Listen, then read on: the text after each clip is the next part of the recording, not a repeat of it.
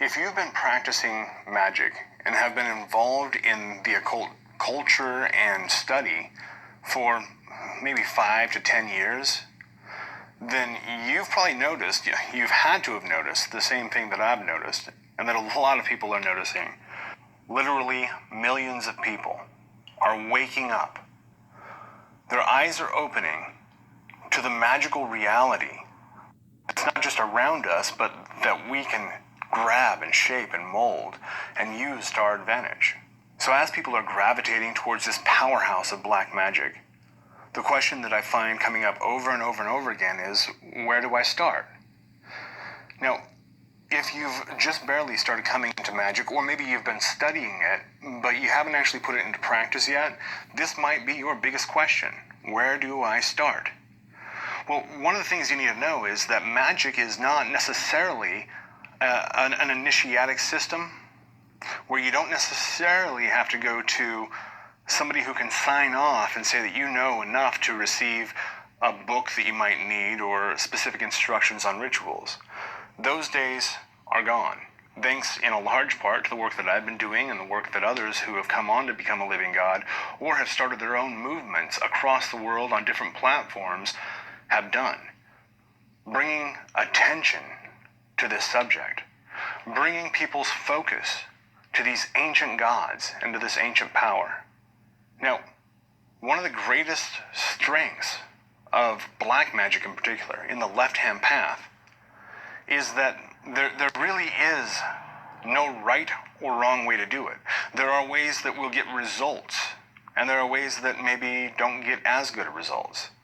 And those things will need to be fine-tuned through your magical process as you actually create your own magical system. Now, if you go join an order or a lodge or a temple, specifically a teaching order or an initiatic order, then you enter at a certain level and you kind of work your way up the ranks. Within the whole field of black magic, you are the one who decides what you do. You are your own teacher, your own initiator. My hope is that I can bring some tools out that might be able to help you, pointing you into the direction of the things that actually work, actually produce results. Now that brings me back around to what do you do first? What do you start tackling? What should your first task be as a new black magician? You've really got to take a step back. Take a look at your life. Your life, this world, this physical, astral, mental reality that we're kind of locked in right now, it's our experiment grounds. It's our playgrounds, but more than that, it's where we come to try things out, to try our godhood out, to test our powers, to see if we can make that mountain move. And so start to see your life as one big experiment. What do you want to change? What could be better? Now, for me, it's not necessarily more things. I'm not big into things, but really more experiences. And so start looking at your life and look at the things that you could make better, the things you want more of.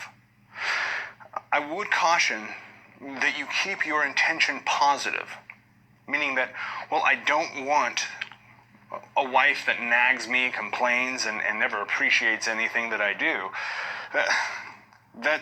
You can work that with an excision right, but the better way to go about that is to look at the opposite. Look at the positive. Look at the thing that you actually do want, not the thing that you don't want.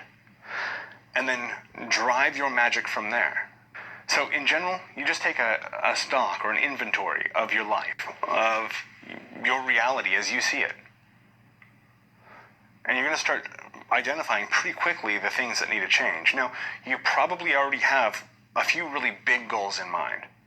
Things that once you get this magic to work fully, you're going to attack these big problems right away. And you can try to hit those off the bat. It's probably going to work. What I found out is that magic almost always works. Once you cast the spell, it's almost always going to happen. It's very rare that a spell or a ritual actually fails.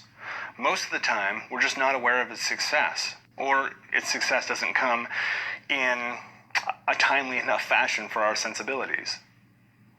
or that it occurs in a way, once again, that we didn't anticipate. And so we're kind of shocked by it. And we look at that and go, well, that's not exactly what I asked for, but the end result is exactly what was intended. Specifically, if you look at the way that the ritual or spell was worded and the intentional emotion within yourself at the time of the ritual. The magic creates a whirlwind that just kicks everything up. Your whole life just goes up in the air in this tornado. And as it falls, it is reassembled in the exact way that it should be, the exact way that you've intended it to be. But in the meantime, it looks like chaos. Before everything settles, before everything finally hits the perfect spot, it seems like chaos. And so in that chaotic state, a lot of new magicians will say, well, the spell's not working. Forget about the spell. Once you've done the ritual, once you cast a spell, once you summoned the demon and commanded it or worked with it and dismissed it, put the spell and the ritual out of your mind. You're not going to do any good by worrying about whether or not it's going to work. Now, for this reason, to build up some kind of self-confidence in magic, before you start really attacking the big goals, before you start putting everything on the line for magic, you want to know that it works. Now, this is the big challenge that I lay to everybody. Everybody. Try it. Try it. All right? The techniques of magic are out there. I've published a lot of them. The people that I work with have published a lot of these secrets, these things that you used to have to travel and wander and beg for most of your life to try to find a sage that could teach you these things. Now it's instantaneously delivered to your home.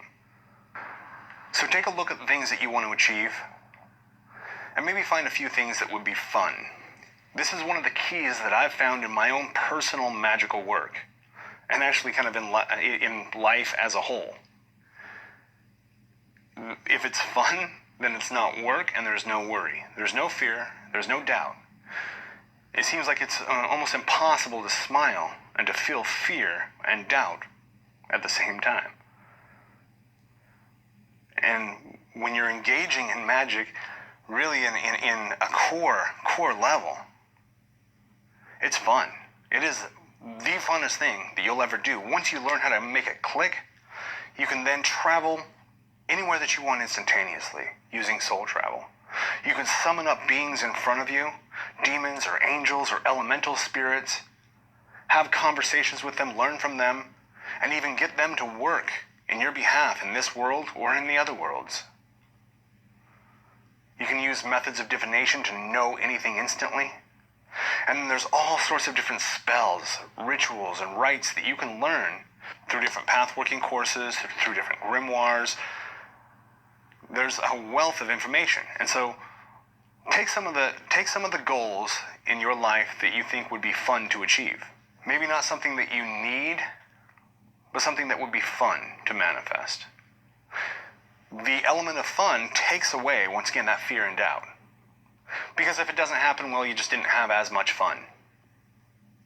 And I suggest this for the first few rituals because it is truly fun when you cast a spell or do a ritual and you think this is all just bogus. You think this is just hocus pocus. And then what you ask for comes about. Again and again and again. That's when it gets fun, because then you are an active collaborator in this whole game of reality. You're not just being pushed around by the wind. You are the wind. You are the force that moves everything into place. But it does take a few successes to get there. I know for me it took at least a dozen or more times of having a ritual work exactly as I wanted it to, getting the end result precise before I had to really concede that something powerful was going on here. See, and once again, that is when it gets fun. So where to start with black magic? First off, thing you need to know is black magic is practical. It's not an escapist philosophy that you can lock onto and make yourself feel better about a crappy existence. Now, these are the tools and the weapons that we have been given and that we've learned how to forge and perfect in order to create this reality in any way that we want to. So, black magic is practical, first and foremost. It's also yours. You own it. You own your own black magic. You own your own magic. You own your own power. So, you do need to look into yourself and start trusting that inner voice. So, let's say that you have a desire for some wealth. I'll tell you what, getting some extra money is always fun. Especially when you don't think it's actually going to work. You just flip through these pages and do this thing with a sigil. You put everything into it. You walk away with certainty, but there's still that something that goes, well, that was fun. That was fun, but probably not much more. Then it gets really fun when that money appears. And then you can do it again and again and again. Not just with money, with anything that you desire. Reality is like magic has given you a light switch that you can just change reality as you wish. So, think about the things that you desire, those things that would be fun to manifest. And then you can go grab a grimoire. I've got the Goetia here, just had it on my altar, and you can flip through it and just find a spirit that you can work with that will be able to bring you the money that you desire. And there are a lot of them, actually. You'll find a lot of references to spirits that can open treasures, bring you gold and silver, that sort of thing. These are all symbols of wealth. Today we use dollars or cryptocurrency or whatever currency that you happen to use. And so it's just worded a little bit differently. And so now as you're reading through these grimoires, try to do it in a meditative state. No, you don't have to necessarily light candles and incense and that sort of thing, but I like to even just take a few breaths.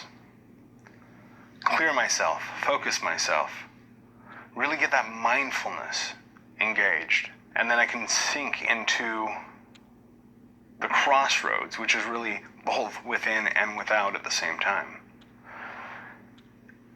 And then from there, as you start reading the grimoire, the spirits that you're reading about, as you read their names and see their sigils, you're going to start to feel their presence. You're going to have one of them call out to you. You'll feel it like a magnetic pull. If that happens, make a note of it. That might be the spirit that you need to summon.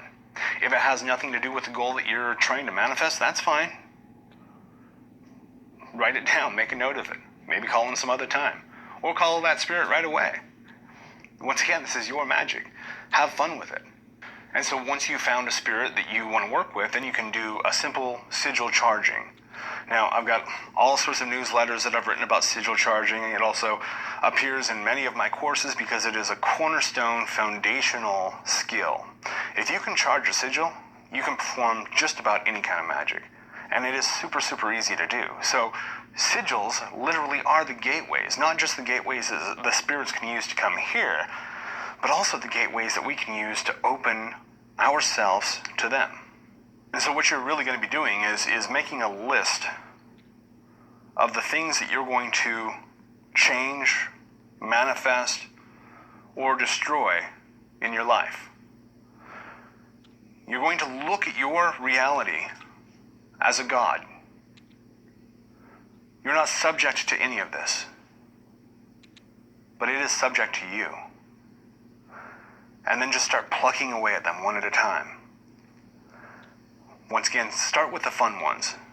Start with the ones that you don't have to feel too invested in. And I say that because you're going to get the evidence. You're going to get the proof. You're going to know that this works.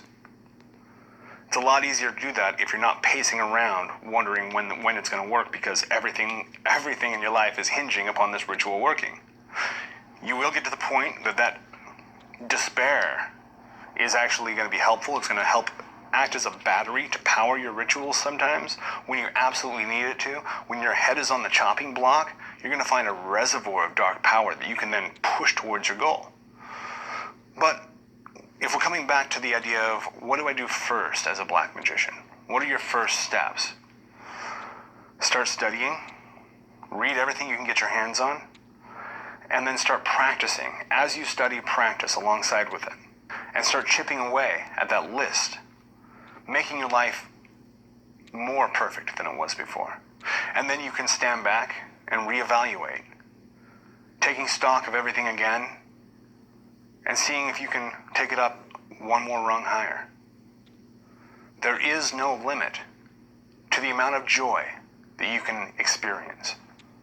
There's no ceiling to how much happiness and fulfillment you can have in your life. You are limitless. You can use candle magic, sympathetic magic, poppet magic.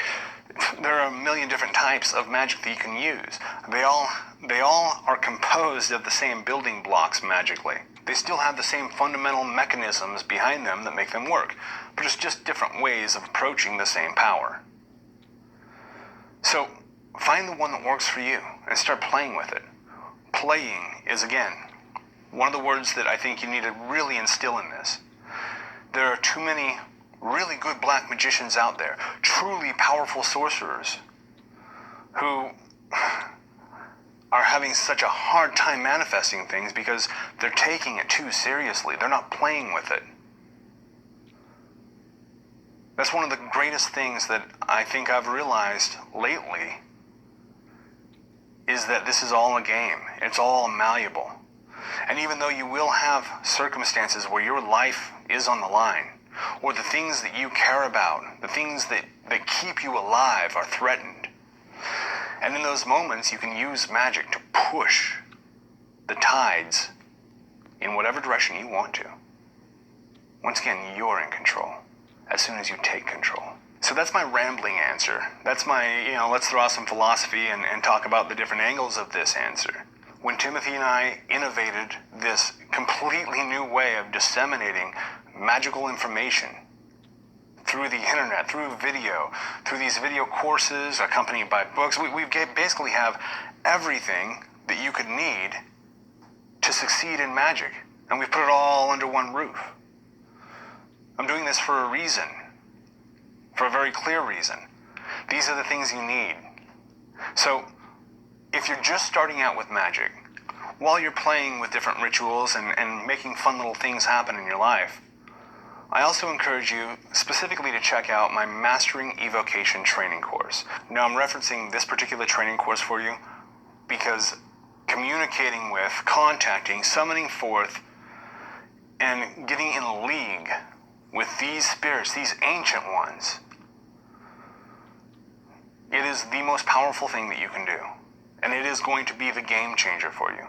And at that point, once you have mastered evocation to the point of being able to summon forth a spirit, the whole game changes. And it starts again, in that an entire field of possibilities then opens and awakens.